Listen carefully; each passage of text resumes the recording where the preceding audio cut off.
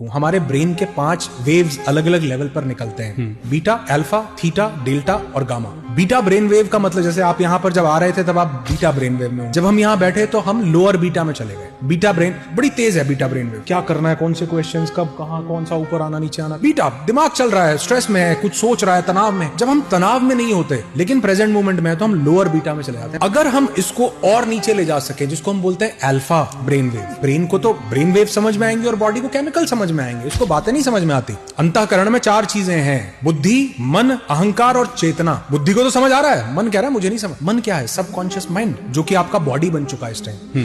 तो आप जब अल्फा के मोड को ट्रिगर करते हैं, यानी अपनी ब्रेन वेव्स को शांत करते हैं, तो बॉडी एक रिलैक्स स्टेट में जाती है और वो कहती है कोई चिंता नहीं। ये नशा करके क्या होता है? लॉजिकल माइंड खत्म हो जाता है। लेकिन नशा क्यों सही नहीं है? वो खत्म नहीं कर रहा चीज को, वो दबा दे रहा है। तो अगर हम कुछ देर शांत बैठकर मेडिटेट करने की प्रैक्टिस करें, अपनी सांसों पर ध्यान लगाएं, सिर्फ प्रेजेंट मोमेंट में आ जाएं, तो आप देखेंगे आपके ब्रेन वेव शांत होने लगे।